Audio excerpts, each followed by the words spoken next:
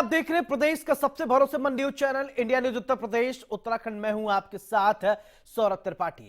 हमारी खास पेशकश में आज हम चर्चा करेंगे साइबर ठगी को लेकर। किस तरीके से साइबर ठगी की जा रही है। वाराणसी में इतनी अधिक धनराशि की साइबर ठगी की ये पहली घटना भी है। शहर में एक निजी स्कूल की रिटायर्ड शिक्षा के खाते से जालसाजों ने साइबर ठगी के 3 करोड़ 55 लाख रुपए उड़ा लिए। जालसाजों ने स्काई ऐप डाउनलोड कराकर महिला के बैंक खाते को साफ कर दिया।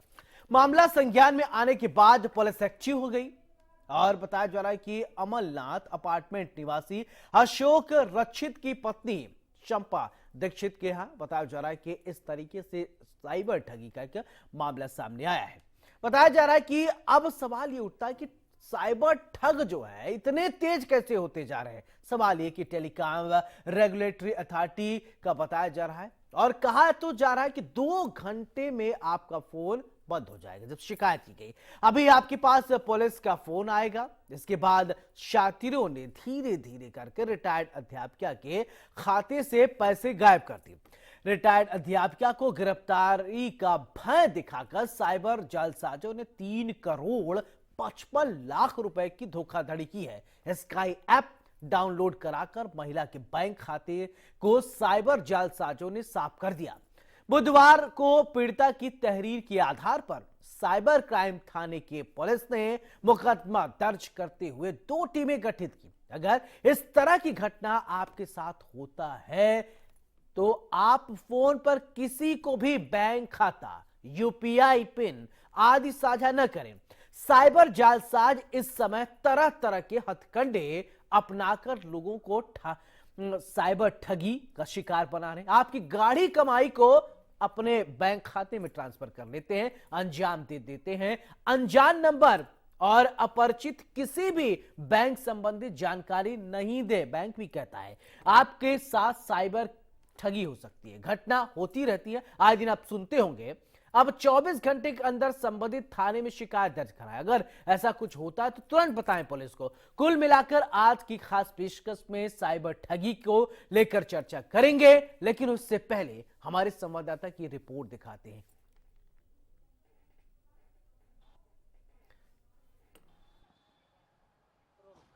बनारस में अब तक के सबसे बड़े साइबर ठग का मामला सामने आया। दरअसल बनारस की रिटायर्ड शिक्षिका के साथ 3 करोड़ 55 लाख की ठगी हो जाती है।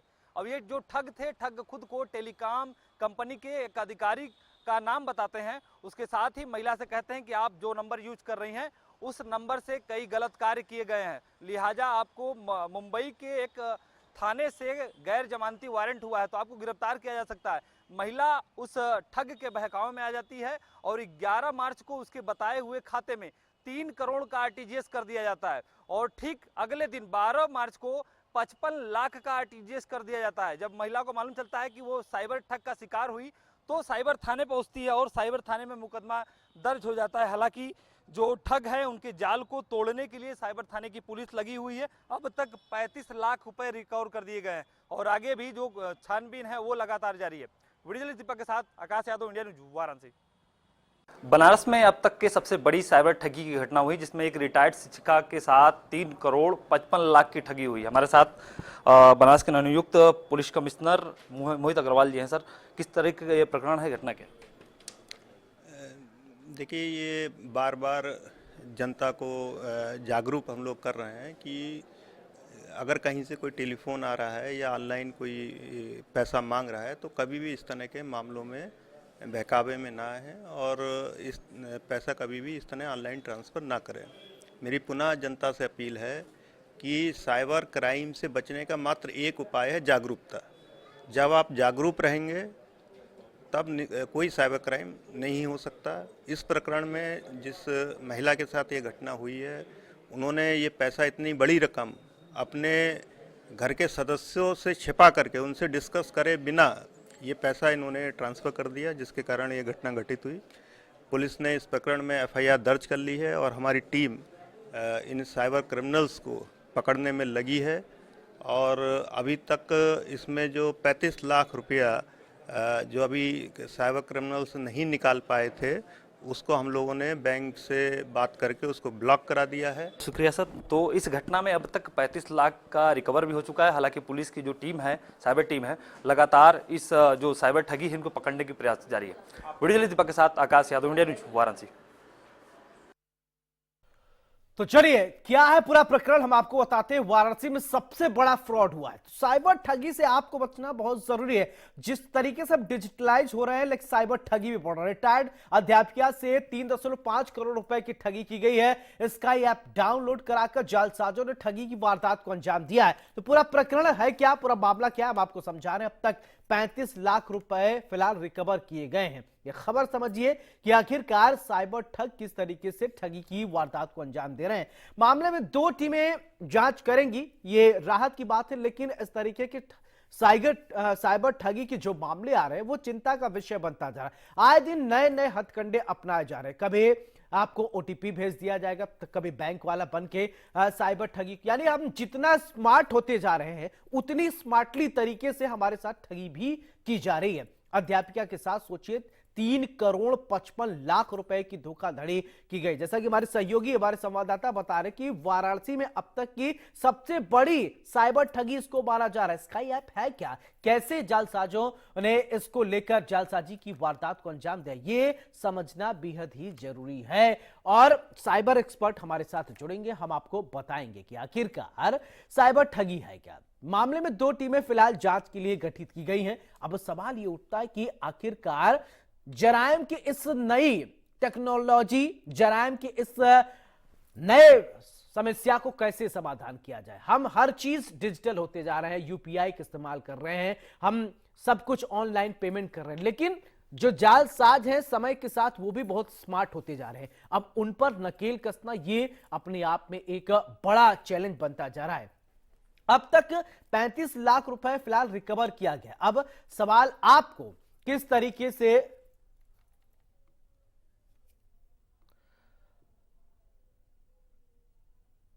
तो साइबर ठगी क्या है, किस तरीके से बचा जाए, आपकी गाढ़ी कमाई को कैसे बचाया जाए, इसी गंभीर विषय पर चर्चा करने के लिए हमारे साथ एक खास पैनल जुड़ गया है। आपको बताएंगे, समझाएंगे। सबसे पहले परिचय, फिर इसके बाद चर्चा की शुरुआत करते हैं। सूर्य कुमार शुक्ला, पूर्व डीजी, बहुत बहुत स्वागत है। राहुल मिश्रा, साइबर एक्सपर्ट है, बहुत बहुत स्वागत है। राजीव शर्मा, लीगल एक्सपर्ट हमारे साथ है। राजीव जी, बहुत बहुत स्वागत है। चर्चा की शुरुआत राजीव जी मैं आपसे करना चाहता हूं। जिस तरीके से हम बहुत स्मार्ट होते जा रहे हैं, यूपीआई से पेमेंट कर रहे हैं, ठग भी बहुत स्मार्ट हो गए हैं। अब सोचिए वाराणसी जैसे शहर में 3,55,00,000 रुपए एक महिला से ठगी कर लिया जा रहा है। और कितना चिंता की ये विषय है, कैसे बचें। देखिए, ऐसा है कि ये केवल बनारस में नहीं, अभी 2 दिन पहले की बात है। दिल्ली के रोहिणी में एक डेंटिस्ट से, डॉक्टर से 1.5 करोड़ रुपया उन्होंने ऐसे ही साइबर ठगों ने ठग लिया।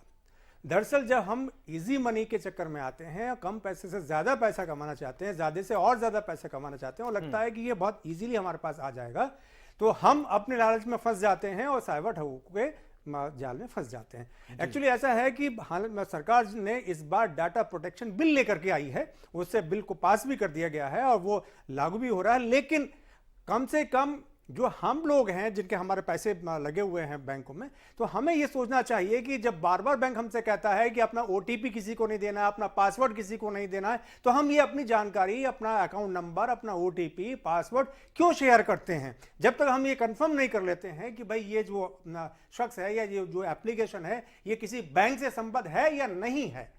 तो सबसे बड़ी बात यही है कि सरकार कितने ही डाटा प्रोटेक्शन बिल लिया है, सरकार कितने ही साइबर क्राइम बिल लिया है, जब तक हम जागरूक नहीं होंगे और इजी मनी कमाने की जो हमारी मंशा रहती है, जो इच्छा रहती है, लालच रहती है, जब तक ये खत्म नहीं होगा तब तक हम साइबर क्राइम्स के, क्रिमिनल्स के जाल में इसी तरीके से फंसते रहेंगे। सौरभ जी, राजीव मिश्रा जी हमारे साथ जुड़े हैं। राजीव जी, देखिए साइबर एक्सपर्ट की अगर बात करें आप हैं, तो कैसे बचा जाए इस तरीके से। ठगी बहुत तेजी से अंधाधुंध चल रहा है और हम डिजिटल इंडिया की तरफ मूव तो कर गए, लेकिन हर रोज नित नए जो है वो ठगी के जो है लोग शिकार भी हो रहे हैं और हथकंडे अपनाए जा रहे हैं। कैसे बचें? अनम्यूट कीजिए अपने आप को।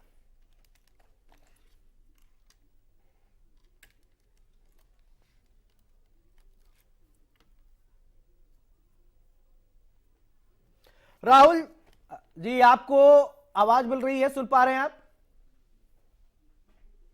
अपने आप को अनम्यूट कीजिए।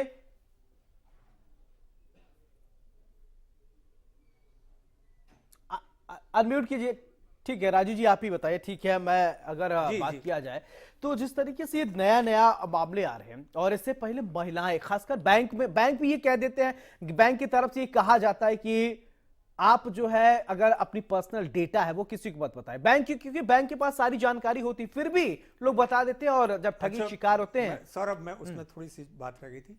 एक्चुअली जो साइबर ठग हैं वो तो है ही है, सब जगह हैकर्स हैं, लेकिन इस समय जो ये जो नया ट्रेंड आ रहा है, इसमें देखने में ये आ रहा है कि कुछ बैंक के पूर्व अधिकारी, अधिकारी माफ कीजिएगा, कुछ पूर्व कर्मचारी इसमें शामिल होते हैं। ये जो रोहिणी में पकड़े गए हैं उसमें भी बैंक कर्मचारी पकड़े गए हैं साइबर ठगी में। इसी तरीके से गाजियाबाद में एक मामला आया है, उसमें भी पकड़े गए हैं।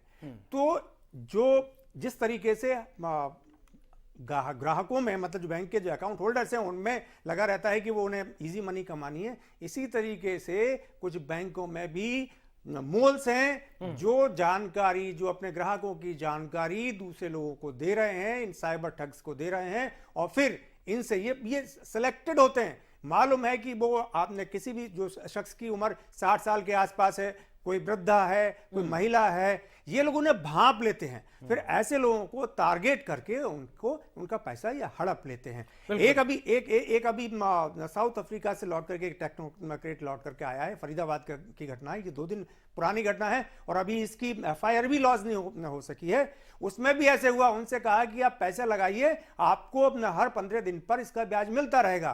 उन्होंने 15 लाख लगवाए, 15 लाख के उन्होंने पहली किस्त ब्याज की दे दी, फिर 15 से 30 लाख लगवाए, 30 लाख से उनको लगा के फिर और पैसा से बढ़वाया, और इस तरीके से करते करते उनके भी 3 करोड़ रुपए लग गए, और 3 करोड़ के बाद में 3 करोड़ लगा दिए, और उनके ब्याज भी दिया उन्होंने 2-3 बार। अब वो कहते हैं कि साहब ऐसा है कि अब आपका जो पैसा है आप इसमें $5000 और डालिए, तब आपकी अब इसमें रिकवरी होगी। बिल्कुल राहुल मिश्रा जी, मेरा सवाल आपसे कि किस तरीके से साइबर ठगी से बचा जाए? अनम्यूट कीजिए। आसान तरीका है साइबर। जी बोलिए। जी, जितना ज्यादा लोग अवेयर रहेंगे उतना ही अपने आप को साइबर अपराधों से बचा सकते हैं। जैसे आजकल ये बहुत ट्रेंड में चल गया है कि पुलिस का भय दिखाना। अक्सर कई सारे डिजिटल अरेस्ट के भी मामले अभी हाल फिलहाल में आए हैं। तो मैं सबसे पहले लोगों को अवेयर करना चाहूंगा कि कोई व्यक्ति अगर आपको पुलिस के नाम पे डरा रहा है, धमका रहा है, तो आपको डरने की आवश्यकता नहीं है। कोई भी व्यक्ति जो आपको वीडियो कॉल पे आ रहा है, स्काइप कॉल पे आ रहा है और पुलिस वाला बन करके बात कर रहा है, कोई भी व्यक्ति एक फर्जी वर्दी सिलवा करके आप पुलिस वाला बन करके आपसे बातचीत कर सकता है। तो क्या करिए, ऐसे किसी भी ट्रैप में मत आइए, पैसा किसी को मत भेजिए, अपने नियरेस्ट पुलिस स्टेशन में जाकर के शिकायत करिए।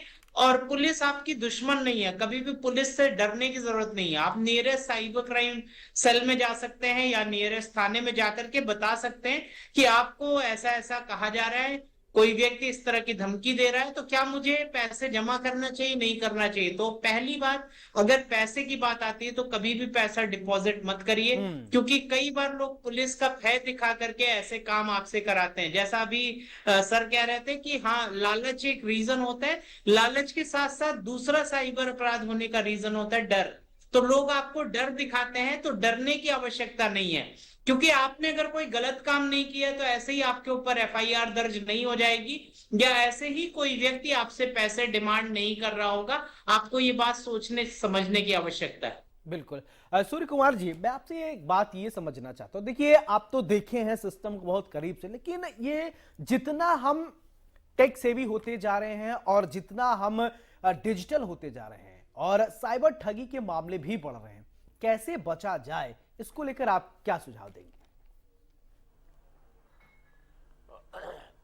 इसके 2 पहलू होते हैं। एक तो साइबर क्राइम अन्य क्राइम की तरह होने ना पावे, उसको रोका जाए, जिसको कहते हैं प्रिवेंशन ऑफ क्राइम। और दूसरा कहते हैं कि जब अगर हो जाए तो पुलिस उसको पता लगाकर जल्दी से जल्दी जो साइबर क्रिमिनल्स हैं उनको गिरफ्तार करे, उनसे पैसे की रिकवरी करे, और रिकवरी करके उसके बाद पनिशमेंट करावे, कन्विक्शन करावे। आईटी एक्ट के अंतर्गत जो सजा का जेल जाने का प्राविधान है उसको लागू किया जाए। अब इसमें सबसे पहली जो दिक्कत होती है प्रिवेंशन में कि जैसे अभी एक भाई साहब बता रहे थे कि जागरूकता का बहुत अभाव है, लेकिन मैं कह रहा हूं कि जैसे पहले की पुलिस होती थी कि घर में चोरी ना हो जाए, नकबजनी ना हो जाए, लूट ना हो, डकैती ना पड़े, तो इसके लिए इंतजाम करती थी सरकार और व्यवस्था इंतजाम करती थी। थाने खोले जाते थे और थाने से कहीं 50 कहीं 100 सिपाही दरोगा वो घूम के निगरानी करते थे कि गश्त करते थे, पेट्रोलिंग रात में गश्त करते थे और उसके द्वारा चोरों को रोका जाता था। हाँ। और कहीं कहीं ये भी होता था कि जो हिस्ट्री सीटर हैं उनकी तलाशी ली जाती थी, उनके घरों की तलाशी ली जाती थी। हाँ। अब उसी तेजी के साथ मेरा सुझाव है कि पुलिस को भी अपने को आधुनिक बनाना पड़ेगा। साइबर क्राइम बढ़ रहे हैं, जिस तरह तेजी से लूट, मर्डर और डकैती की घटनाएं घट रही हैं, उसी तेजी के साथ साइबर क्राइम बढ़ रहे हैं। सूर्य कुमार जी, कुछ तो अब घटनाएं तो जरूरत ऐसी भी पड़ी आई है है कि- जैसे कि पहले होता था कि जेब में बहुत ज्यादा रुपया पैसा लेकर लोग चलते तो लोग छीन लेते थे। आजकल साइबर क्राइम जो है क्राइम करने वाले ऐसे लोग हैं, गन पॉइंट लगा दिए, चलिए यूपीआई दिखा दिया, पैसा ट्रांसफर करो, नहीं तो फिर तुम्हारा खैर नहीं। तो ऐसे लोगों से कैसे बचा जाए? अब वो अभी उस तरह की घटनाएं कम हो रही हैं कि कोई बंदूक के नली उस पे लगाकर कहे कि ओटीपी बता दो या कहे कि ट्रांसफर कर दो, लेकिन ज्यादातर घटनाएं साइबर क्राइम एरिया में अभी भी फ्रॉड से हो रही जी। हैं। यानी कि आपको ओटीपी भेजा गया है, अब वो कहना आसान है कि बैंकों ने कह दिया ओटीपी मत बताओ किसी को, अब लेकिन तमाम प्राइवेट कंपनियों ने अपने अपने ऐप बना लिए, अपनी अपनी वेबसाइट बना ली। अब वो भी अपना काम ऐप ओटीपी से कर रहे हैं कि हम आपको ओटीपी भेजेंगे, जी। तब आप घर की बिजली का पेमेंट कर दीजिए, अब तब आप अपने फोन के बिल का पेमेंट कर दीजिए। तो ओटीपी शब्द जो है वो धीरे धीरे तमाम प्राइवेट कंपनियों ने भी ले लिया और बिना बताए आप काम आगे कर नहीं सकते। तो आम पब्लिक कंफ्यूज्ड है कि ओटीपी ना बताओ, लेकिन ये भी तो ओटीपी है जो ये लोग। जी। तो इस बारे में जैसे जैसे समस्या बढ़ रही है, अब कानून को भी और सुदृढ़ करना पड़ेगा। और साथ में अभी जैसे होता 2 साल की सजा होती है आईटी एक्ट में पहली बार में, तो 2 साल की सजा भी अब पर्याप्त नहीं लग रही, इनको सबको और बढ़ाना पड़ेगा एक तरफ। दूसरा, जुडिशियरी के लोगों को भी पूरी ट्रेनिंग और ज्यादा देनी पड़ेगी और थाने खोलने पड़ेंगे, थानों में हर जगह एक्सपर्ट रखने पड़ेंगे जो साइबर क्राइम को डील कर सकें। अब वो लूट चोरी की घटनाएं कम हो रही हैं, तो उसके बजाय ज्यादा जैसे चोर धीरे धीरे अपने को मॉडर्नाइज कर रहे हैं, आधुनिक बना रहे हैं, उसी तरह इसको भी करना पड़ेगा। और वो जो ट्रेंड लोग होंगे साइबर क्राइम के पता लगाने में, इन्वेस्टिगेशन में, उनको फिर लगाना पड़ेगा कि वो ट्रेनिंग लेकर अच्छी तरह जल्दी से जल्दी पता लगावे कि और देश के कानूनों में भी कुछ और परिवर्तन करना पड़ेगा, तो ये सारी समस्याएं हल होंगी। राजू जी, देखिए अभी जैसे कि सूर्य कुमार जी ने कहा है कि 2 साल का प्रावधान है अगर इस तरीके की बातें हैं, लेकिन एक बहुत बड़ा कंसर्न ये कि बहुत अच्छा इन्होंने वैलिड पॉइंट रेज किया। मैंने 2-4 दिन से लगातार मैं देख रहा हूँ कि आते हैं जो कंपनी का नाम नहीं लूंगा, लेकिन आप समझ जाइए कि बहुत सारी कंपनी जो है अपने लोगों को भेजते हैं, आपने कुछ मंगाया तो कहेंगे कि आप पहले ओटीपी भेज दीजिए, ठीक है। अब आपने जब ओटीपी देंगे तभी जाकर अब वो आपका एक्सेस करेगा, तो आपको पता चले कि डिलीवरी हो गई। और यही काम जो है वो साइबर फ्रॉड भी कर रहे हैं। अब इन दोनों में अंतर कैसे किया जाए, इसके विषय में आप कुछ अगर बता देखो सर, देखिए सौरभ, ऐसा है ना कि आप जब किसी बैंक के माध्यम से अगर आप ट्रांजैक्शन कर रहे हैं तो उसमें सीधा लिखा हुआ आता है कि ये आपका ओटीपी है और इस ओटीपी को आप किसी के साथ शेयर ना करें, ठीक। अब दूसरी बात आती है कि आपको इन्वेस्टमेंट करना है, आपसे कहा जाता है कि आप ये हमारी ऐप है, इसको आप डाउनलोड कीजिए और डाउनलोड करने के बाद आप इसे अपने बैंक से खोलिए, बैंक से आप कनेक्ट कीजिए बैंक नंबर से, फिर हम आपको ओटीपी भेजेंगे, फिर आप उसको डालिए। तो भाई साहब, ये सीधी सीधी तो हमारी लालच है कि हमें बताया जा रहा है कि आप हमारे ऐप को डाउनलोड कीजिए। अब वो ऐप किसी बैंक से संबद्ध है या नहीं, कम से कम ये तो हमारी अकल में होना चाहिए ना। ये कौन बताने आएगा? हाँ। ये तो हमें खुद अपनी तरफ से अवेयर रहना पड़ेगा ना भाई। ये आप कोई भी कहते हैं कि साहब क्या आप अपनी तिजोरी की चाबी खोल के दे दीजिए, खोल के दिखा दीजिए, अपना मुंह बंद कर लीजिए, घूम जाइए। अच्छा आप जब 10 तक गिनती करेंगे तब तक देखना मत, और जब गिनती पूरी हो जाएगी तो 1 चलो, लाख ठीक 2 लाख हो जाएंगे। राहुल मिश्रा जी, ठीक है। बिल्कुल ऐसा ही है ये। राहुल मिश्रा जी, फाइनल कमेंट मैं चाहता हूं कि बचे कैसे? पुख्ता जानकारी होनी चाहिए या अवेयरनेस होना चाहिए कि ओटीपी वाला ये जो झमेला है इससे कैसे बचा जाए? पैसे इसी जा रहे हैं, जैसा कि सूर्य कुमार जी ने कई सारी बातें बताई हैं, आप एक्सपर्ट हैं, अब इसको बताइए। देखिए, ओटीपी बेसिकली हमें समझने की आवश्यकता है कि ओटीपी की आवश्यकता किस चीज के लिए है। हर एक कंटेक्स्ट को हमें देखना होगा। जैसे मान लीजिए अगर आपका कोई कोरियर आया है और उस कोरियर को आप रिसीव कर रहे हैं और ये लिखा है कि रिसीव करने के लिए कोड है, तो वो आप बता सकते हो, उसमें कहीं कोई समस्या नहीं। बट अगर बैंक का ओटीपी आपके फोन पे आ रहा है तो आपको समझना चाहिए कि बैंक को ओटीपी मैं क्यों किसी को बताऊं। तो जो मैसेज आ रहा है उसका कंटेक्स्ट क्या है, ये हमें देखने की आवश्यकता है। बिल्कुल सावधानी हटी, दुर्घटना घटी। सूर्य कुमार जी बहुत बहुत शुक्रिया आपका। राहुल जी आपका भी बहुत बहुत शुक्रिया। राजू जी आपका भी बहुत बहुत शुक्रिया। तो आज हमने एक वाराणसी की खबर दिखाई। ये जन सरोकार से जुड़ा हुआ सबसे इंपॉर्टेंट मुद्दा है, क्योंकि आप यूपीआई इस्तेमाल करते होंगे, आप और डिजिटल मार्केटिंग करते होंगे, लेकिन आपको सावधान रहने की जरूरत। ओटीपी बैंक कभी नहीं पूछता है आपसे, और बैंक भी आप एडवर्टीजमेंट देखते होंगे, लेकिन आपको इस तरीके की अपनी गोपनीय जानकारी किसी को नहीं बताना है। अगर आप बताते हैं तो पैसा आपका है, वो जाएगा। सावधान रहें, सुरक्षित रहें, अपना अपने परिवार का बहुत ख्याल रखें। नमस्कार।